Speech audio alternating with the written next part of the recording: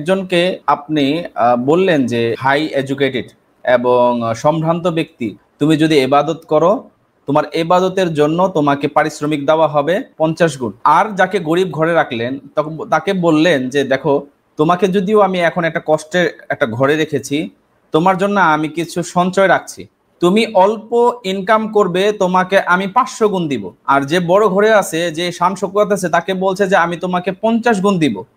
একজনকে 500 গুণ দিচ্ছে, আরেকজনকে 50 গুণ বা 100 গুণ দিচ্ছে। তাহলে উভয়ের প্রতি কি অন্যায় হলো, অবিচার করা হলো, নাকি তার উপরে ইনসাফ করা হলো?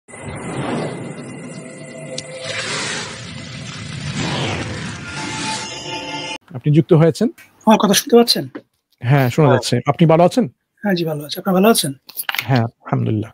ঠিক আছে ভাই, আপনার একটু পরিচয় দেন তো ভাই। আপনি কি কিসে বিশ্বাস করেন, আপনার মতাদর্শটা কি? তাহলে আমাদের আলোচনার জন্য এটা সহজ হবে ইনশাআল্লাহ। আমি গডে বিশ্বাস করি। হ্যাঁ। আমার প্রশ্নটা হচ্ছে যে আপনাদের ধর্মে যে বলা হচ্ছে আল্লাহ ন্যায়পরায়ণ, তাই না? সেই ক্ষেত্রে এই যে পৃথিবীতে বিভিন্ন মানুষ বিভিন্ন রকম পরিস্থিতিতে জন্মগ্রহণ করছে, তাই না? কেউ গরিব, কেউ বড় লোক, অথবা বিভিন্ন মানুষের বিভিন্ন রকম ভাগ্য। তো আমার প্রশ্নটা হচ্ছে যে গড, আপনাদের আল্লাহ কিসের ভিত্তিতে এটা নির্ধারণ করছেন? এটা কি ওনার হুইমজিক্যাল মাইন্ডসেট যে ঠিক আছে আমার মনে হলো আমি একজনকে পাঠালাম গরিব ঘরে, আর একজনকে পাঠালাম বড় লোকের ঘরে, এই যে বিশাল যে গ্যাপ ভেরিয়েশনটা হচ্ছে, এটা গড কিসের ভিত্তিতে নির্ধারণ করছেন? এটা আমার প্রশ্ন ছিল। মনসুর ভাই, এটা খুবই একটা সুন্দর প্রশ্ন। এইটা ইসলাম কি ব্যাখ্যা দেয় এবং অন্যান্য ধর্মে কাস্ট সিস্টেমের কি ব্যাখ্যার সঙ্গে কিভাবে পার্থক্য, মনসুর ভাই এটা সুন্দরভাবে ব্যাখ্যা করবেন। আপনি শুনতে থাকুন লেজে ভাই। হ্যাঁ না, ঠিক আছে, আমরা শুনি। আমরা মুফতি সাহেব আছেন, ওনার কাছ থেকে আমরা শুনবো প্রথমে ইনশাআল্লাহ।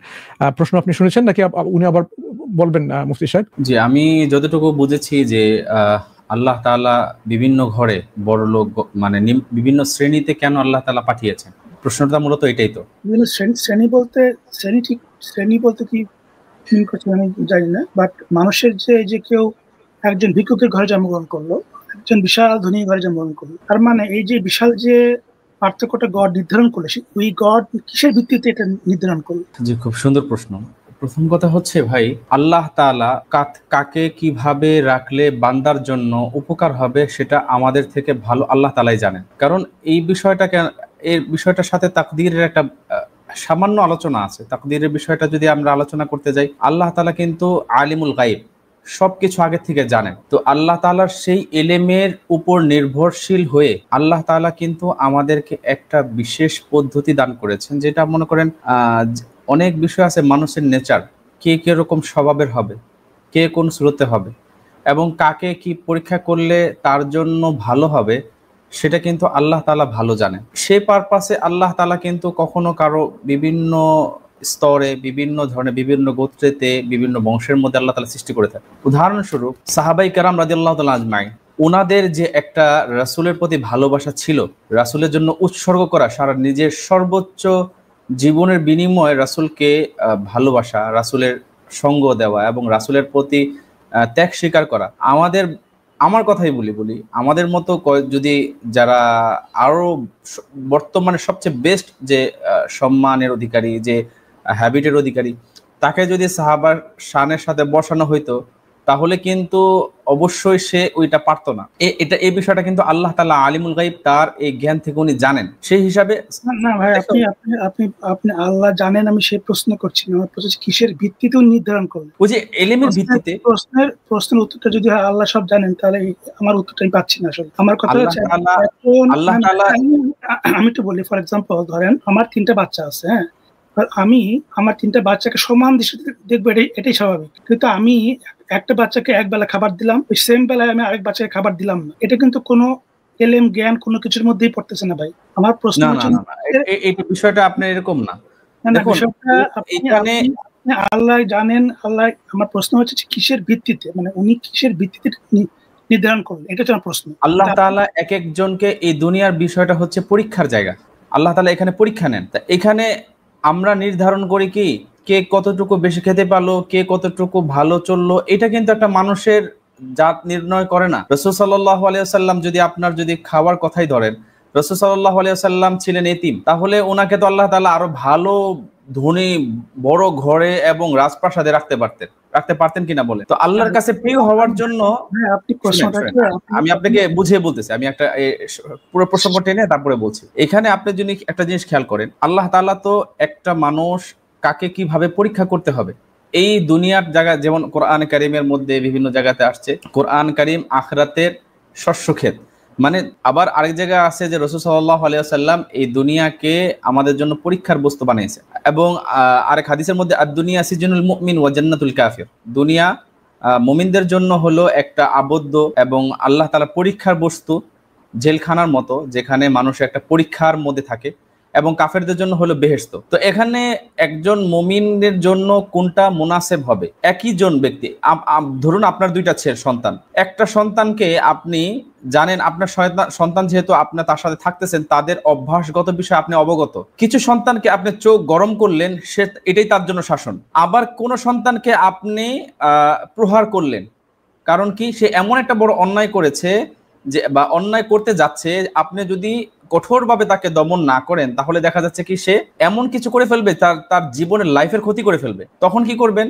আপনার দুইটা বাচ্চা, আপনি জানেন আপনার দুইটা বাচ্চাকে কিভাবে হ্যান্ডেল করতে হয়, দুইটা বাচ্চাকে আপনি একইভাবে হ্যান্ডেল করবেন না। এটা আমরা মানুষের সিফত। তেমনি ভাবে আল্লাহ তাআলার যে সিফাতটা, এই সিফাতটা কোনো আমরা যদি বুঝতে চাই, আল্লাহ তাআলা কিন্তু কোন ঘরে কাকে নির্ণয় করবেন সেটা তো আল্লাহ তাআলা আমাদের জন্য বুঝেন। একজন গরিব ব্যক্তি, আল্লাহ তাআলা জানেন এই ঘরে এই ব্যক্তিকে রাখলে তারপরেও সে থাকাটা তার জন্য সহজ হবে, তার স্বভাবজাত অনুযায়ী। আরেকজনের ভালো হাই সোসাইটিতে রাখলে আল্লাহ তাআলা তার জন্য একটা মুনাসেব জায়গা নির্ধারণ করেছেন। তো আল্লাহ তাআলা কখনো চান না তার বান্দা না খেয়ে থাকুক, আরেক বান্দা খেয়ে থাকুক। এটা আল্লাহ তাআলার কখনোই, এটা আল্লাহ তাআলার উদ্দেশ্য না, কষ্ট দেওয়া উদ্দেশ্য না।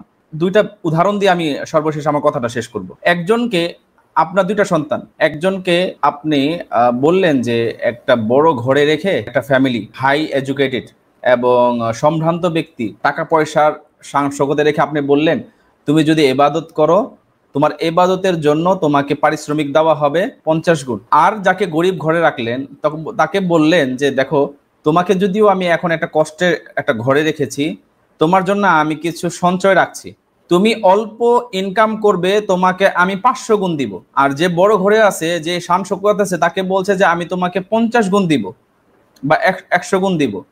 তো একজনকে 500 গুণ দিচ্ছে, আরেকজনকে 50 গুণ বা 100 গুণ দিচ্ছে, তাহলে উভয়ের প্রতি কি অন্যায় হলো, অবিচার করা হলো, নাকি তার উপরে ইনসাফ করা হলো? কারণ বান্দার তো আসলে তার ঠিকানা হলো, চিরস্থায়ী ঠিকানা হলো জান্নাত। এখন বলেন ইনসাফটা কার জন্য বেশি হলো? এটা আপনার কাছে প্রশ্ন। না ভাই, আপনি তো অনেক ঘুরায় পেঁচায় অনেক কিছু বললেন। আপনার কাছ থেকে প্রশ্ন উত্তরটা পাইনি আসলে। এই মনসুর ভাই, আপনি কি ওনার উত্তরে কনভিন্স? আমি কনভিন্স না। আচ্ছা, কনভিন্স হওয়া না হওয়া ভাই আপনার নিজের একটা কিন্তু এখানে আমরা কাউকে, শুনুন, আপনি আমাকে প্রশ্ন করছেন, আমি উত্তর দিচ্ছি যে কে কিভাবে কনভিন্স হবে সেটা সে নিজেই জানে। হ্যাঁ, কিন্তু এই কনভিন্সিং এর জন্য যে যুক্তি বা তত্ত্ব যে আমরা উপস্থাপন করি সেটা আপনি বিবেচনা করবেন। যে আমরা এখানে, আমাদের মুফতি সাহেব বলছেন যে আল্লাহ মানুষকে বিভিন্নভাবে তৈরি করেছেন, কিন্তু কারো উপরে জুলুম করেন না, তাদেরকে পরীক্ষা করেন, এবং প্রত্যেকের পরীক্ষার ক্ষেত্র হচ্ছে ভিন্ন। সবাইকে একইভাবে পরীক্ষা করেন না, যেমন সবাইকে একইভাবে তৈরি করেন নাই, কারণ আছে, কারণ সবাইকে যেভাবেই তৈরি করেন না কেন সেই অবস্থায় দিয়ে তাদেরকে পরীক্ষা করা হয়, যাতে ওই অবস্থায় ওই ব্যক্তি আসলে কি নিজেকে ধৈর্য ধারণ করে আল্লাহর শুকরিয়া, আল্লাহর এই যে মাহাত্ম্য সে গাইতে পারে কিনা, হ্যাঁ, সে কি আল্লাহর প্রকৃত অর্থে আনুগত্য কিনা, সেটা প্রমাণ করতে গেলে দেখা যাবে কি বিভিন্নভাবে সেটা প্রমাণ করা যায়। মানুষ নিজে তার প্রমাণ হবে যে কাউকে দিবেন বেশি ধন সম্পত্তি, কাউকে কম। যে কম সে কি অটোমেটিক্যালি আল্লাহর ইবাদত করেই যাবে, আর যে বেশি সে করে যাবে না এমন না। এমনও আছে যে বেশি সম্পত্তির কারণে সে নাস্তিক হয়ে গেছে, এবং কম সম্পত্তির কারণে সে কিন্তু এখন আস্তিকতার মধ্যে আছে, এবং ভাইস ভার্সা, এরকম হয়। কারণ প্রত্যেকে কিন্তু তার নিজের অবস্থানের উপরে সাপেক্ষে সে কি করবে, সে দেখবে সে আসলে আল্লাহর আনুগত্য করে কিনা। এটা হচ্ছে তার জন্য পরীক্ষা। হ্যাঁ, এই জন্য আমাদের মধ্যে এরকম হয়, আমরা সুস্থ অবস্থায় আছি, কখনো আমাদের অসুস্থতা চলে আসে। এই সুস্থ অসুস্থতা দিয়ে কিন্তু আমাদেরকে পরীক্ষা করা হয়। কাউকে অসুস্থতা দিলেন, কাউকে সুস্থ দিলেন না, এগুলো হচ্ছে পরীক্ষার একটা অংশ মাত্র। হ্যাঁ, বিভিন্নভাবে মানুষকে পরীক্ষা করা হয়, কিন্তু যে জিনিসটা আপনি বলছেন এটা কোন ভিত্তিতে আল্লাহ করেন? আল্লাহ বলেন ন্যায়ের উপরে করেন, ইনসাফের উপরে। আল্লাহ যে পদ্ধতিতে, যে প্রক্রিয়ায় মানুষকে পরীক্ষা করেন তার মূলনীতি হচ্ছে ন্যায়ের উপরে, যে কখনো এখানে অন্যায় করা হবে না। যেমন একজন মানুষকে তৈরি করা হলো, তার মধ্যে তার হাত নেই বা পা নেই, এরকম কোন একজনের ডিসএবিলিটি আছে, এবং সে এই ডিসএবিলিটির কারণে অন্য একজনের সাথে কম্পিট করতে পারছে না, এরকম হতে পারে। এখন যে ব্যক্তিকে এরকম কোন একটা জিনিস কম দেওয়া হয়েছে, তার মধ্যে যদি এরকম এমন একটা অবস্থান তৈরি করা হয় যে সে আসলে কিন্তু প্রকৃত অর্থে তারপরেও ইন্টেলেকচুয়ালি সে একই সিদ্ধান্তে আসতে পারে, যদি তার ইন্টেলেক্টকে, তাদের যে আক্কেল যে আছে, তার যে বুদ্ধিমত্তা আছে, সেটাকে যদি ইনফ্লুয়েন্স করে এটার মধ্যে দমিয়ে রাখা হয়, এটাকে যদি কোনোভাবে কমতি দেওয়া হয়, এবং এই কম দিয়ে কিন্তু আবার বলা হয় না একইভাবে তোমরা, একজন মানুষ যে ইন্টেলেক্টুয়ালি সে মোর ম্যাচিওর, মোর কেপেবল, হ্যাঁ, একই উত্তর হওয়া উচিত এরকম, এটা একটা বেইনসাফি হয়ে যাবে, ইনসাফ হবে না। ইনসাফ কখন হবে? যে যদি তার এই ইন্টেলেক্টের ক্ষমতা অনুযায়ী তাকে যদি পরীক্ষা করে তার পুরস্কার এবং শাস্তি ব্যবস্থা করা হয়। এই জন্য প্রত্যেকে কিন্তু আলাদা, হ্যাঁ, যার ওই যে বললাম যশ, সম্পত্তি, টাকা, ধন, আপনি যাই বলেন না কেন, সবকিছু মিলিয়ে বিবেচনা করে তার যে এবিলিটি আছে কিনা ইন্টেলেক্টের মাধ্যমে এই সত্য মিথ্যা বোঝার জন্য, এর উপরে কিন্তু তার বিচার কার্য হবে, তার যে যে পরীক্ষাটা হবে এরকম। এখন আল্লাহ মানুষকে সবাইকে একভাবে সৃষ্টি করতে পারতেন, কিন্তু উনি করেন না। এটা হচ্ছে উনার নিজের প্রজ্ঞার পক্ষ থেকে এসেছে। উনি আল আলিম আল খাবির, আমরা আল আলিম না, আমরা সব জানতা না। যেহেতু উনি প্রজ্ঞাময়, উনি ওনার যে উইজডম আছে, সেই উইজডমের ভিত্তিতে এবং ন্যায়ের উপর করে উনি মানুষকে বিভিন্নভাবে তৈরি করেছেন। কিন্তু কখন আমরা বলতে পারবো এটা অন্যায় হচ্ছে? যখন তাদেরকে সবাইকে একমতে দেখা হয়। কিন্তু আমাদেরকে বলে হচ্ছে সবাইকে একমতে দেখা হয় না, সবাইকে একমতে দেখা কোনোভাবেই এটা সম্ভব না স্রষ্টার পক্ষে, কারণ স্রষ্টা নিজে একজন আদল, একজন ন্যায়পরায়ণ, মানুষকে বিভিন্ন ক্যাপাবিলিটি দিয়ে সেই ক্যাপাবিলিটির আঙ্গিকে উনি মানুষকে পরীক্ষা করে থাকেন। এই জিনিসটা যদি আপনি বুঝে যাবেন তাহলে কিন্তু কোনো সমস্যা আসে না, কারণ যে যার যতটুকু সম্ভব তার ক্যাপাসিটি অনুযায়ী সে তার পরীক্ষা দেবে। তার ক্যাপাসিটির বাইরে তাকে কোনো ধরনের বার বহন করার কথা এখানে আসে না। কোরআনে এখানে বলা হচ্ছে এখানে যে লা ইকাল্লিফুল্লাহু নাফসান ইল্লা উসআহা, লা ইউকাল্লিফুল্লাহু নাফসান ইল্লা উসআহা, আল্লাহ কাউকে তার সাধ্যাত্মিক কোনো কাজের বার দেন না। এটা সূরা বাকারার শেষের দিকে আপনি পাবেন, লাস্টের একটা আয়াত, হ্যাঁ, ওইখানে আপনি গেলেই ওইখানে ইসলামের প্রিন্সিপাল পেয়ে যাবেন। কারো সাধ্যাত্মিক কোনো কিছু আল্লাহ কাউকে করতে বলেন না বা করতে দেন না, কারণ এটা অন্যায় হয়ে যাবে। এই জন্য আমরা যে অবস্থানই আছে না কেন, যে যার ঘরে জন্মগ্রহণ করে না কেন, আমাদের যে দায়িত্ববোধটা আছে সেটা আমরা পালন করতে অবশ্যই আমরা, এই জন্য এখানে ন্যায় অবশ্যই প্রতিষ্ঠিত হয়, কোনোভাবেই অন্যায় বলা যাবে না। এটা হচ্ছে আপনার জন্য একটা সংক্ষিপ্ত উত্তর। এখন আপনি বলতে পারেন ভাই এটা আপনি কনভিন্স হন নাই, কিন্তু যুক্তি দিয়ে আপনি চিন্তা করে দেখুন এটা কেন এটা যথার্থ এবং ন্যায়। না, যুক্তি দিয়ে তো ভাই চিন্তা করেই তো দেখলাম যেখানে কোনো ন্যায় তো হচ্ছে না ভাই। বলেন তো কোথায় ন্যায় হচ্ছে না? এখন তো শুনলেন, আমাদের দুজনের কাছ থেকে শুনলেন, এখন আপনি বলুন অন্যায়টা হচ্ছে কোথায়? অন্যায়টা হচ্ছে যে গরিব ঘরে জন্মগ্রহণ করছে তাকে তো কন্টিনিউয়াসলি খাবারের জন্য সংগ্রাম করতে হচ্ছে, আর যে বড় লোকের ঘরে জন্মগ্রহণ করছে তাকে তো খাবারের চিন্তা করতে হচ্ছে না। তাহলে এই যে বিশাল যে দুইটা যে আপনি বলেন যে পরীক্ষা নিচ্ছে, পরীক্ষা তো প্রশ্ন তো দুই রকম হচ্ছে। সবার জন্য পরীক্ষার ক্ষেত্র আলাদা, প্রশ্ন আলাদা। এটা তো যুক্তিযুক্ত কথা হলো না ভাই। কেন হলো না? কারণ যে যার ক্যাপাসিটি অনুযায়ী সে কিন্তু কাজটা করবে। আমি বলি আপনি পরীক্ষার হলে গেছেন, আমিও গেছি, আপনার জন্য একরকম প্রশ্ন, আমার জন্য একরকম প্রশ্ন তো হবে না ভাই। আপনার জন্য সেম প্রশ্ন, আমার জন্য সেম প্রশ্ন হলেই না তবে সেটা নাই হবে। আপনাকে দেওয়া হলো সহজ প্রশ্ন, বুঝছেন, আপনাকে দেওয়া হলো সব থেকে সহজ প্রশ্ন, আর আমাকে দেওয়া সব থেকে কঠিন প্রশ্ন। এটা কি ভাই? আপনি আবার একটু চিন্তা করে দেখুন, যে পরীক্ষাটা দেওয়া হচ্ছে একজন খাবার পাচ্ছে না, যে খাবার পাচ্ছে না সে কি তার আক্কেল ব্যবহার করতে পারছে কি পারছে না? তার যে আক্কেলটা আছে পরে প্রশ্নটা না, তাহলে আপনি বুঝতে পারছেন না। প্রশ্নটা পরীক্ষাটা হচ্ছে সে কি আল্লাহর আনুগত্য করে কি করে না, এর ভিত্তিতে তার পরীক্ষাটাই হচ্ছে এখানে সে আল্লাহর আনুগত্য করে কি করে না, ইবাদত করে কি করে না, এটাই হচ্ছে পরীক্ষা। বুঝতে পারছেন?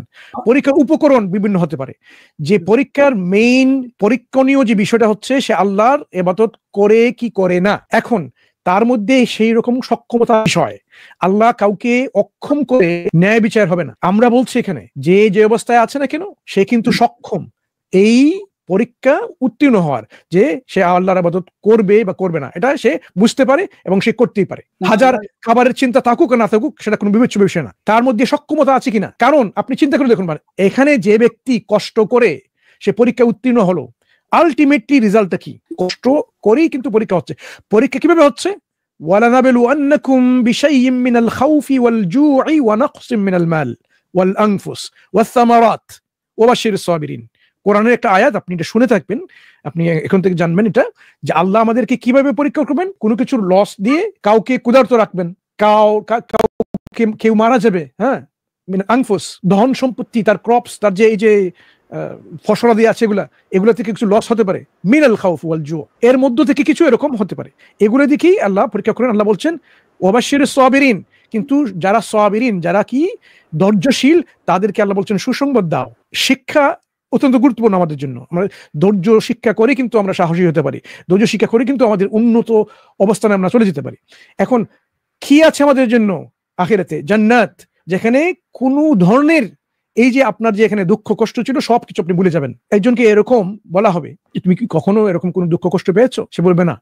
জান্নাতে যাওয়ার পরে সবকিছু বলে। তার অর্থ হলো এখানে কম্পেনসেশনটা এরকম হবে, তার পুরস্কার এবং কম্পেনসেশন, সে এই দুনিয়াতে যে কষ্ট ভোগ করেছে এর ফলে তো সে পুরস্কার তো পেলই, বরং কম্পেনসেশনটা এরকম, সে এই যে তার একটা ফিলিংসটা এটা পর্যন্ত থাকবে না যে আমি কষ্ট করেছিলাম। এমন আনন্দের মধ্যে, এমন সুখের মধ্যে, এমন উৎফুল্লতার মধ্যে, এমন যে কন্টেন্টের মধ্যে সে থাকবে, যার কারণে এই যে নেগেটিভ ফিলিংসটা ছিল, নেগেটিভ আন্ডারস্ট্যান্ডিংটা ছিল, ওগুলো সবগুলো চলে যাবে।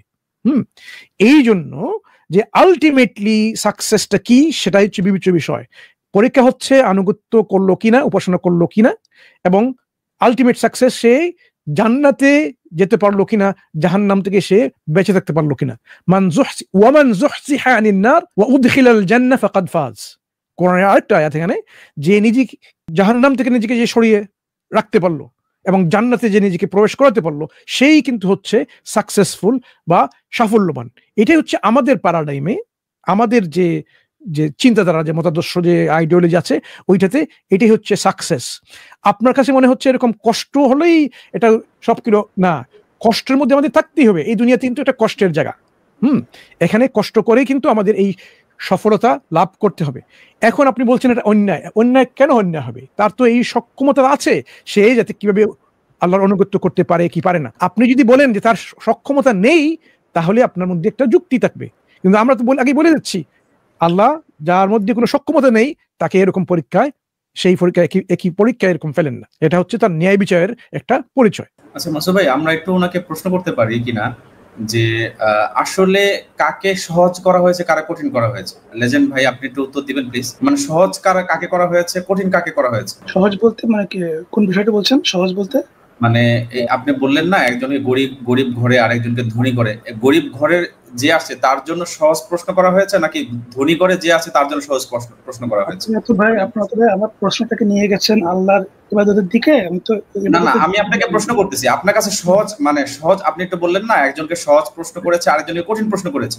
সহজ প্রশ্ন কাকে করেছে? সহজ প্রশ্নটা যে ধনী ঘরে জন্মগ্রহণ করেছে তার জন্য এটা সহজ। তার জীবনের কোন রকম খাওয়ার চিন্তা নাই, পড়ার চিন্তা নাই, থাকার চিন্তা নাই, তাই না? তার জন্য জীবনটা সহজ। রাস্তায় ঘুমাচ্ছে, তার গায়ে কাপড় নাই, শীতের কষ্ট, তার চিকিৎসার টাকা নাই, তাহলে সহজটা তো তার জন্য হচ্ছে না ভাই, হচ্ছে না। আচ্ছা দেখুন, তাহলে আমরা একটু খেয়াল করি কার জন্য সহজ আর কার জন্য কঠিন। যার কাছে বেশি টাকা পয়সা আছে তার মানুষ একটা শান্তি, মানুষের জন্য সবচেয়ে বড় নিয়ামত হলো শান্তি। এখন আপনি দেখুন, যার কাছে বেশি টাকা পয়সা সে বেশি ডিপ্রেশনে আছে, আর না যে ব্যক্তি গরিব সে বেশি ডিপ্রেশনে আছে। আপনি বর্তমানে কাউন্সিলিং এ যান, অধিকাংশ যারা হাই এডুকেটেড এবং বেশি টাকা পয়সা বেশি আছে তাদের কিন্তু ডিপ্রেশনটা বেশি। আমরা এটাই দেখতে পাচ্ছি। একটা মানুষের শান্তি দুনিয়ার যদি লক্ষ্য করি, দুনিয়ার দিক থেকে তার আমি কিভাবে আমার সামনে রোজগার করব, এটা কিন্তু একটা গরিব মানুষের জন্য একটা চ্যালেঞ্জ, যে আমি প্রতিদিন আনবো, কিছু খাবো কিংবা খাবো না, অল্প খাবো, অল্প তুষ্টির মধ্যে, সে তার কিন্তু টেনশন কম যে আমার ফ্যামিলিকে চালাতে হবে কিভাবে। আর যে ধনী আমরা দেখতে পাচ্ছি সে আরো বেশি পেরেশানি হচ্ছেন, তার ধন সম্পদ কিভাবে রক্ষা করতে হবে, এর সাথে সাথে আমার ধন সম্পদ সংরক্ষণ করা, সিকিউরিটি দেওয়া, এবং আমার পরবর্তীর জন্য সংরক্ষণের পাশাপাশি আরো এটা কিভাবে সংরক্ষণ করতে হবে। গরিবের জন্য আমরা দেখতে পাচ্ছি শুধু সে তার ইনকামের পাশাপাশি সে কি করতেছে, খালি ইনকামের পাশাপাশি খালি শুধু পরিবারকে দেখতেছে। আর ধনীর জন্য এক্সট্রা বেশি সিকিউরিটি, তার টাকা পয়সাকে, ধন দৌলতকে সিকিউরিটি দিতে হচ্ছে। তার মানে আমরা দুনিয়ার দিকে দেখতেছি যে দুনিয়ার মধ্যে তাকে আরো বেশি তার জন্য পেরেশানি। এখন আখিরাতের দিকটা দেখেন, আখিরাতের দিক থেকেও যে গরিব তার জন্য সহজ হচ্ছে কিভাবে, অর্ধদিন আগে যারা গরিব ব্যক্তি তাদেরকে অর্ধদিন আগে জান্নাতে প্রবেশ করানো হবে। কেন? আর আখিরাতের একদিন 1000 বছরের সমান। আপনি কোরআনের আয়াত পড়েন, আখিরাতের একদিন দুনিয়ার 1000 বছরের সমান মনে হবে, মানে একটা লং লাইন এ ধরনের মনে হবে। অর্ধদিন যদি জান্নাতে প্রবেশ করে কোনো গরিব লোক, তাহলে তার জন্য সহজ হলো কিনা। আবার দরিদ্র দিকে আমরা যদি তাকাই, প্রত্যেকটা টাকার হিসাব তার দিতে হবে, প্রত্যেকটা মালের তার হিসাব দিতে হবে। সে কোন কোন জায়গায় খরচ করেছে, কিভাবে খরচ করেছে, কি পারপাসে খরচ করেছে সেটা সঠিক, এবং যদি সে দিনের কাজেও খরচ করে থাকে এটা আল্লাহর জন্য হয়েছে কিনা, যথাযথ হয়েছে কিনা, আবার এটার উদ্দেশ্য কি ছিল। এখন আমরা দেখতে পারি যারা গরিবের তুলনায় বড়লোক যারা আছেন তাদেরকে তুলনামূলকভাবে একটু দায়িত্ব বেশি দিয়েছেন, পারিশ্রমিক কম।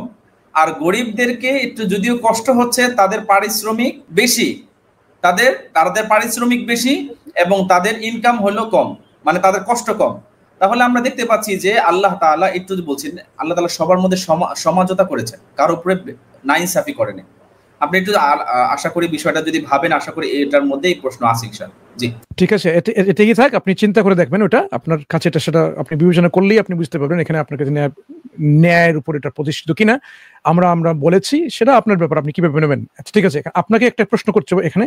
আপনি তো বিশ্বাস করেন স্রষ্টার উপরে, আপনার স্রষ্টার ধারণা সম্পর্কে আপনার আমাদেরকে একটু বলবেন, কারণ আপনার যে মতাদর্শ আছে সেটা যে সঠিক, যে মতাদর্শের উপর আপনি আছেন ভাই, সেটা যে সঠিক সেটা আমাদেরকে বুঝান, যাতে আমরা যদি সঠিক হয়ে থাকি তাহলে আমাদেরকে আপনি কনভিন্স করবেন যে এই মতাদর্শ আমাদের ফলো করা উচিত। আপনার কি মতাদর্শ স্রষ্টা সম্পর্কে? আমি মনে করি গড আছে, এটাই আমি মনে করি, কিন্তু আমি পার্টিকুলার কোন ধর্ম গ্রন্থের উপর আমার কোনো ইয়ে নেই, মানে আমার কোনো ফেথ নেই। আচ্ছা ঠিক আছে, হ্যাঁ ঠিক আছে, তাহলে আপনাকে দেখতে হবে না। এই অবস্থান থেকে আমি একটা প্রশ্ন করি আপনাকে, যেহেতু আপনি পার্টিকুলারলি কোনো ধর্মগ্রন্থকে আপনি সঠিক বলে মনে করছেন না, আপনি একটু সন্দেহে আছেন বা সংশয়ে আছেন, আপনাকে তাহলে কিছু ক্রাইটেরিয়া তৈরি করতে হবে যে কোন ক্রাইটেরিয়ার ভিত্তিতে আমি কোন ধর্মগ্রন্থকে স্রষ্টার পক্ষ থেকে এসেছে আমি জানতে পারি। কারণ স্রষ্টা যেহেতু আছেন, নিশ্চয়ই উনি কোনো না কোনো ভাবে মানুষের সঙ্গে যোগাযোগ করে বলেছেন ওনার স্বরূপটা কি, কেন মানুষকে সৃষ্টি করেছেন। আপনি তো নিজ থেকে সেটা বলতে পারবেন না যে কেন আপনাকে স্রষ্টা সৃষ্টি করলো। যদি একটা মনে করেন, আমি একটা মনে করলাম, তাহলে আমাদের এই যে মনে করা অপিনিয়নটা কিন্তু সত্যের পরিচয় হতে পারে না, এটা হইলে সাবজেক্টিভ একটা অপিনিয়ন মাত্র। তাহলে আপনি কিভাবে স্রষ্টা থেকে কোনো যে যোগাযোগ এসেছে, কমিউনিকেশন এসেছে, সেটা কিভাবে জানবেন? কোন ক্রাইটেরিয়া আপনি ফলো করবেন, মেনটেন করবেন? মানে আমার সাথে গড যোগাযোগ করছে কিনা সেই কথা বলতে যাচ্ছেন?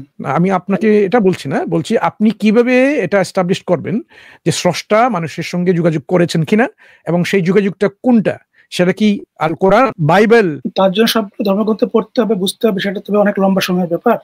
আপনি কি করছেন এখন? আপনি তাহলে আপনার ক্রাইটেরিয়া আপনি কিভাবে এগোচ্ছেন, এটা আমাদেরকে একটু শেয়ার করুন। আমি কোনোভাবেই এগোচ্ছি না আর কি, আমি সবগুলোই মানে বোঝার চেষ্টা করতেছি আর কি। আচ্ছা ঠিক আছে, আপনি এক কাজ করতে পারেন, আপনি ফান্ডামেন্টালি শুরু করতে পারেন এভাবে যে আপনি যেহেতু এই চিন্তা করেই আপনি স্রষ্টা সম্পর্কে সেই সিদ্ধান্ত এসেছেন যে স্রষ্টা অবশ্যই আছেন, তাহলে সেই ইন্টালেক্টকে ব্যবহার করে আপনি দেখুন যে স্রষ্টা যদি থেকে থাকেন তাহলে স্রষ্টার স্বরূপটা কি হবে, স্রষ্টা কি আসলে এক হবেন নাকি একের অধিক হবেন, একাধিক হবেন। যেমন স্রষ্টা সৃষ্টির মধ্যে আছেন, সৃষ্টি স্রষ্টার মধ্যে আছে, এরকম মতবাদ আছে সনাতন ধর্মে। এটা কি সত্য হতে পারে, নাকি এর বিপরীত যে একটা ধারণা যে স্রষ্টা এবং সৃষ্টি পৃথক, স্রষ্টা এক এবং তিনি সৃষ্টি করেছেন যা আগে ছিল না, স্রষ্টা উনি শক্তির মাধ্যমে, কথার মাধ্যমে সৃষ্টি করেছেন, ইসলামের যে ধারণা। নাকি এই যে খ্রিস্ট ধর্মের মধ্যে এরকম আছে যে স্রষ্টা হচ্ছেন তিনের এক বা একের তিন। কোনটা আপনার কাছে ওই ইন্টেলেকচুয়ালি সেটা কনভিন্সিং মনে হবে, এটা আপনি এটা শুরু করতে পারেন। যদি দেখা যায় যে না স্রষ্টা একই হবেন, এক হবেন, এক ছাড়াও একের অধিক হতে পারেন না, তাহলে এই যে পলিথিইস্টিক আন্ডারস্ট্যান্ডিং যেগুলো আছে, বহুমাত্রিক, বহুতাত্ত্বিক, বহু ঐশ্বরিক যে মতামতগুলো আছে, সেগুলো আপনি আপনার প্রায়োরিটি লিস্ট থেকে সরাতে পারেন, যে এগুলো সত্য হতে পারে না, এগুলো প্রায়োরিটি বেসিসে, এগুলো আনলাইকলি। লাইকলি হবে কোনগুলো, যেগুলো এই যে একত্ববাদের কথা বলে। কারণ একত্ববাদের কথা বলার জন্য আপনি দেখবেন মাত্র হাতে গোনা কয়টা ধর্ম আছে, ইসলাম, খ্রিস্টানিটি, ইহুদি, এগুলো হাতে গোনা। অন্যান্য যেগুলো আছে পরবর্তীতে এসেছে, যেমন শিখিজম, এগুলো হচ্ছে মানুষের তৈরি, এগুলা হিন্দু মুসলিমদের মিলিয়েই এরা গুরু গ্রন্থ নানক সাহেব তৈরি করেছে। এরকম ওরা নিজেই সেটা বলবে আপনাকে যে আমাদের গুরু গ্রন্থ সাহেব 10 নম্বর গুরু, যিনি এটা কিতাব, এটাই লিখেছেন আমাদের হিন্দু পণ্ডিতরা লিখেছেন, আমাদের সুফি মুসলিমরা লিখেছেন। তাহলে এটা মানুষ রচিত একটা বই, যদিও এখানে ঈশ্বরের গুণাগুণ, স্রষ্টার গুণাগুণ গাওয়া হচ্ছে, তারপর এটা মনুষ্য রচিত। আপনার জন্য তাহলে হাতে গোনা কয়েকটা ধর্ম থেকে থাকবে, তাহলে আপনি ওই গ্রন্থগুলো আপনি দেখেন, বাইবেল, আপনি ইহুদিদের আছে তাদের যে তানাখ, তোরা, খ্রিস্টানদের আছে নিউ টেস্টামেন্ট, ইসলামের আল কোরআন, আপনি ওইখানে দেখেন, তাহলে কি আপনি খুঁজবেন ওইখানে এই গ্রন্থগুলোর মধ্যে যেটা নিশ্চিতভাবে আপনাকে প্রমাণ করে দেবে এটা আল্লাহর পক্ষ থেকে এসেছে, স্রষ্টার পক্ষ থেকে এসেছে। নিশ্চয়ই এর মধ্যে কি থাকতে হবে, যে স্রষ্টার সঠিক পরিচয় থাকতে হবে। স্রষ্টা এমন কিছু তথ্য দিবেন যেগুলা আপনি বুঝে যাবেন অটোমেটিক্যালি নির্দ্বিধায় যে এটা মানুষের পক্ষ থেকে আসতে পারে না। এরকম চিন্তা ভাবনা করে আপনি ক্রাইটেরিয়া তৈরি করুন, তৈরি করে আপনি দেখুন আপনার জন্য সহজ হয়ে যাবে। এই যে অ্যাসেসমেন্ট, আমরা বলি এটা ক্রিটিক্যাল অ্যাসেসমেন্ট, ধর্মের যে ক্রিটিক্যাল অ্যাসেসমেন্টটা কিন্তু এই ধরনের কিছু ফাউন্ডেশনাল কিছু প্রিন্সিপল দিয়ে ক্রাইটেরিয়া দিয়ে সেটা করতে হয়। না হলে কিন্তু আপনি এলোপাতারি এরকম চিন্তা করলে আপনি বুঝতে পারবেন না কোনটা কি। আপনি সিস্টেম্যাটিক্যালি আপনাকে এগোতে হবে। তারপরে আপনি যখন কোনো একটা ধর্মগ্রন্থকে আপনি এরকম যাচাই বাছাই করতে যাবেন, তখন আপনার মধ্যে অনেক প্রশ্ন আসবে। এই জন্য আমাদের এখানে দেখেন অনেক ভাই প্রশ্ন করে, তাকদীরের উপর প্রশ্ন করে, আল্লাহর নাম কি আগে আল্লাহ ছিল কিনা, এরকম এই যে বিভিন্ন প্রশ্ন আপনার আসতে পারে। তখন আপনি কি করবেন, আপনি একজন মুসলিমকে, যিনি একজন বিজ্ঞ মুসলিম, উনি জানেন ইসলাম সম্পর্কে, উনাকে জিজ্ঞেস করবেন। জিজ্ঞেস করলে উনি হয়তো আপনার প্রশ্ন উত্তর দিয়ে দিতে পারেন। আর না হলে আপনি আমাদের এখানে দাওয়ায় যে এখানে আসতে পারেন, এসে আমাদেরকে প্রশ্ন করতে পারেন। তাহলে কিন্তু কি হবে, আপনার এই যে জার্নি যেটা আছে, আপনার এই যে জার্নি যেখানে আপনি এই শুধুমাত্র একটা ধারণা থেকে আপনি পরিষ্কার একটা পরিচয় পেয়ে যাবেন যে কে সেই স্রষ্টা এবং তার সাথে আমার কি পরিচয়, তার সাথে আমার কি সম্পর্ক, আমাকে কি করতে হবে, আমাকে কেন সৃষ্টি করা হয়েছে, হ্যাঁ, আমি মারা যাওয়ার পরে কি হবে আমার, এই প্রশ্নের উত্তরগুলো আপনি পেয়ে যাবেন। না হলে এই প্রশ্নগুলো উত্তরগুলো আপনি কিন্তু নিজ থেকে তৈরি করতে পারবেন না। যেমন আমি যদি মারা যাই তাহলে আমাদের পরিণতি কি হবে, আসলে এরপরে কি কোনো জীবন আছে কিনা, আমি কি আসলে মাটির সাথে মিশে যাব, নাকি আমি আবার পুনরুত্থিত হব, উত্তর কিন্তু নিজ থেকে আপনি তৈরি করতে পারবেন না, কারণ এগুলো আপনার এখতিয়ারে নেই, আপনার হাতে নেই এই উত্তরগুলো। এই জন্য আপনাকে দেখতে হবে ওই স্রষ্টা এগুলোর উত্তর দিয়েছেন কিনা এবং কোথায় সেই উত্তরগুলো আছে, যেগুলো আপনি নিশ্চিন্তে মনে বিশ্বাস করবেন যে এটাই হচ্ছে স্রষ্টার পক্ষ থেকে। আপনার এই যে কথাগুলো বললাম, এটা কি যুক্তিসঙ্গত মনে হয়েছে কিনা আপনি বলতে পারেন ভাই? ঠিক আছে, সেটা আমি দেখবো আর কি, সবগুলো ধর্ম ঠিক আছে, ঠিক আছে ভাই। প্রশ্ন করতে পারবো? আর একটা প্রশ্ন নিয়ে নেবো, ঠিক আছে। প্রশ্নটা ছিল আপনাদের যে ধর্মে যে বলা আছে ইয়েতে, আমি কি লিঙ্কটা দিব ভাই, আপনার ওই চাঁদ দ্বিখণ্ডিত হওয়ার যে বর্ণনা দেওয়া আছে সেটা নিয়ে আমার একটা কোশ্চেন ছিল। হ্যাঁ, এটা তো ভাই ওই সময় আমি উত্তর দিচ্ছি সরাসরি, যে এগুলো ছিল তৎকালীন সময়ের জন্য, ওইসব লোকদের জন্য একটা নিদর্শন বা একটা প্রমাণ। এইটা যে সবাই দেখবে অন্য সময়, যেমন এই মুহূর্তে আমরা দেখুন, আমরা কতক্ষণ এখন আলোচনা করছি, আপনার সঙ্গে হয়তো 15-20 মিনিট হয়ে গেছে না? এই 15-20 মিনিটে আপনি কি চাঁদের দিকে তাকিয়েছিলেন, চাঁদের দ্বিখণ্ডন হলো কিনা? আমি বলছি উত্তরের ধরনটা আপনি বুঝে নিন। সারো ভাই, আপনি চাঁদের দিকে তাকিয়েছিলেন? মুফতি সাহেব, আপনি দেখেছেন চাঁদকে? আসিফ ভাই, আপনি দেখেছেন? অবশ্যই না। আচ্ছা, এখন যদি ওই মুহূর্তে চাঁদটা দ্বিখণ্ডিত হয়ে আবার পুনরায় একসাথে হয়ে যেত, ওটা তো আমাদের যে এই যে অবজারভেশন থেকে এটা অন্যদিকে চলে যেত, আমাদের অবজারভেশনের ভিতরে থাকতো না, কারণ আমরা ওই সময় এটা খেয়াল করিনি। এইরকম যে এটা আমরা আশা করি না যে সবাই চাঁদের দিকে চেয়ে আছে এবং সবাই এরকম দেখেছে, ঐতিহাসিক বিষয়ে বর্ণনাটা এসেছে, এরকম না। ইসলামিক জেনারেশনটা আছে, মুসলিমরা যারা দেখেছে তারা এটা বর্ণনা করেছেন, ওটা গেছেন। এখন আপনি যদি বলেন যে ইসলামিক বর্ণনা আমরা মানবো না, তাহলে কিন্তু এটা ইতিহাসের কোনো বর্ণনা কি কেউ মানতে পারবে না। কেন মানবো ভাই? যেমন আমি শেষ করি, তারপরে উত্তর দিবেন। আমি উত্তরটা দিচ্ছি আপনার প্রশ্ন বুঝে। যে কোনো ঐতিহাসিক বর্ণনা যদি আসে কারো কাছ থেকে, আমরা বলবো ওরা তো তাদের বিশ্বাসগত বর্ণনা ভাই, এটা ঐতিহাসিক না, ওরা নিজেরা বানিয়ে বলছে যে এরকম হয়েছিল, করেছিল, ঘটেছে, সব কিছু নিজে, কারণ তাদেরকে বিশ্বাস করা যায় না। যেমন মুসলিমরা এটা বানিয়ে বলেছে, এরকম ঘটে নাই, তাদের কথা আমরা বিশ্বাস করবো কেন? এই যে এটা হচ্ছে ঐতিহাসিক একটা প্রবলেম, যে ঐতিহাসিক বিষয়গুলো আমরা কিভাবে সত্যায়ন করতে পারি। যদি আমরা যারা বিশ্বস্ত যারা লোক আছে তাদের যে ইনফরমেশনটা আমরা যদি নেই না, তাহলে কোন ইতিহাসের বিষয়ে আমরা কোনোভাবে নিশ্চিত হতে পারবো না। একমাত্র কখন যেগুলো আর্কিওলজিক্যাল আর্টিফ্যাক্ট যেগুলো আছে ওগুলো দেখে, ওই যে হাড়ি পাতিল, ওগুলো যদি অবশিষ্টাংশ যেগুলো রয়ে গেছে, তাদের যে গড় ছিল, প্রাসাদ ছিল, ওই যে ভগ্নাংশ যেগুলো রয়ে গেছে, ওগুলো দেখে হয়তো আমরা বলতে পারি তারা এরকম ছিল। কিন্তু এই যে চাঁদ, যেটা আমরা যদি বলি যে স্রষ্টা দ্বিখণ্ডিত করেছেন, আবার একই সাথে এটা আবার শেষ হওয়ার পরে আবার এটাকে মিলিয়ে ফেলেছেন, কোন ধরনের খুঁত ছাড়াই, কোনো একটাকে ব্যঙ্গে আবার জোড়া লাগিয়ে একটা জোড়ার একটা পরিচয় পাওয়া যায় যে ওইটা ওইখানে বাঙ্গা ছিল, তাই না? কিন্তু স্রষ্টা তো সক্ষম আগের মতো এটা পুরো আবার মানিয়ে নেওয়া, দ্বিখণ্ডনের আগে যেরকম ছিল ওই রকম করতে পারেন। তাহলে এখন গিয়ে আপনি চাঁদে গিয়ে যদি আপনি খুঁজেন, সেই পরিচয় আপনি নাও পেতে পারেন, কারণ স্রষ্টা তার পক্ষে সম্ভব সেই আগের মতোই চাঁদ যেরকম ছিল খণ্ডনের আগে পূর্বে ওইরকম করে মানিয়ে নেওয়া। এই জন্য এইসব প্রমাণ এখন আপনি এটা প্রমাণের কোনো কাজে আপনি দেবে না, কারণ ওই সময়ের জন্য, তৎকালীন সময়ের জন্য, কন্টেম্পোরারি পিপলের জন্য সেটা প্রমাণ ছিল। এই জন্য আমি বলি, আসলে আমার প্রশ্ন ওইটা ছিল না যে চাঁদ দ্বিখণ্ডিত হয়ে আবার জোড়া লেগে গেছে, সেটা আমার প্রশ্ন ছিল না। প্রশ্নটা ছিল যে আপনাদের হাদিসে বর্ণনা বলছে যে চারটা যখন দ্বিখণ্ডিত হয়ে যায় তার এক খণ্ড পাহাড়ের এক পাশে পড়ে এবং আরেকটা খণ্ড পাহাড়ের ওই পাশে পড়ে। আমার প্রশ্নটা ছিল পড়ে না, এটা দ্বিখণ্ডিত হয়ে ওই পাহাড়ের এক পাশে আর পাশে এরকম ছিল না, এখানে যেটা বর্ণনা দেওয়া আছে হঠাৎ চাঁদ বিদীর্ণ হয়ে দ্বিখণ্ডিত হয়ে গেল, এক খণ্ড পাহাড়ের এ পাশে পড়লো না, পড়ে নাই এরকম না, আপনি তাহলে ভুল বুঝছেন। চাঁদটা কিন্তু পড়ে যায় নাই। চাঁদটা কোথায় পড়বে ভাই? চাঁদ তো পড়ার কোনো জায়গা না, এটা পড়ে যাবে। শুধুমাত্র মানুষ যখন অবজার্ভ করলো তখন দেখলো পাহাড়ের একদিকে এক খণ্ড আরেকদিকে আরেক খণ্ড, এটাই বলছে বর্ণনা। ওটা হচ্ছে যারা দেখেছে তাদের মনে হয়েছে যে এরকম হলো, তাই না? যে ওখানে চাঁদের পাহাড়ের ওই দূরে চলে গেল, মনে হলো যে যেহেতু দেখুন যে কোনো জিনিস কি হয় যখন হরাইজনের ওই পাশে চলে যায় বা যে দৃষ্টিসীমার ওই পাশে চলে যায় তখন মনে হয় যে আকাশে ওই জায়গায় পড়লো, আদতে পড়ে না, তাই না? তার কারণ যত আপনার পশ্চিমে যাবে, পূর্ব দিকে যাবে বা উত্তর দিকে যাবে, দক্ষিণ দিকে যাবে, মনে হবে যেন নিচে নেমে আসছে। যেমন ধরুন যে সূর্য আমাদের মাথার উপরে থাকে দুপুর বেলায়, তারপরে যখন বিকাল হয়, সন্ধ্যার দিকে হয়, তখন আস্তে আস্তে এই বিকালের দিকে হয়, তখন সূর্য খানিকটা যেন নিচে নেমে আসে, তাই না? দেখে আপাতত মনে হয় নিচে নেমে আসছে, তারপরে গাছের উপর আড়ালে চলে যায়, পাহাড়ের আড়ালে চলে যায়, দেখে মনে হয়, তাই না? মনে হবে যেন উপর থেকে নিচে পড়লো, এরকম মনে হতে পারে, তাই না? সে হলো যে বর্ণনা এরকম একটা। এর অর্থ এরকম না, আপনি হয়তো যেরকম বুঝেছেন ভাই, যে চারটা পড়ে গেছে এরকম না। শুধুমাত্র এই যে খণ্ডনের যে অবস্থানটা প্রকাশ করার জন্য এরকম পাহাড় দিয়ে বোঝানো হয়েছে, ওটা কিন্তু একটা এক অংশ পাহাড়ের একদিকে আর এক অংশ পাহাড়ের আরেকদিকে। মুফতি সাহেব, আপনার পুরো হাদিসটা আপনার মনে আছে? এরকম বর্ণনাটা কি রকম ওয়ার্ডিংটা এসেছে হাদিসের? মাফহুম হচ্ছে যে কিছু হাদিসের মধ্যে আছে যে চাঁদ দ্বিখণ্ডিত হয়ে দুই পাহাড়ের দুই পাশে মনে হচ্ছে যে সরে গেছে, ঠিক আছে? তো এটা দিয়ে মানুষের সারোয়ার ভাই যেটা বলছেন আপনি কিন্তু যেটা এটাই বলা হয়েছে যে সরে গেছে। বাহ্যিক দৃষ্টিকোণ থেকে কিন্তু আমরা এটাই দেখতে পাই যে আমরা যদি উপরে দাঁড়াই মনে হচ্ছে যে আসমানটা নিচে গিয়ে লেগে গেছে, কিন্তু আসলে কি আসমানে লেগে গেছে?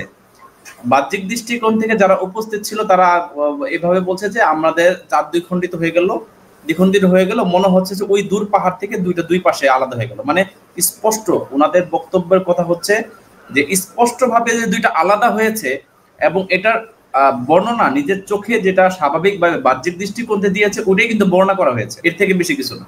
মানে এটা যে কোনো মাটিতে লেগে গেছে বা দুনিয়াতে এটা তো একটা পৃথিবীর থেকে যখন কোন একটা জিনিস দুদিকে চলে যাবে মনে হচ্ছে অনেক কিছুই চোখের দেখাতে যে আমাদের বাহ্যিক ভাবে যেটা দেখি সেভাবে আমরা বর্ণনা করি।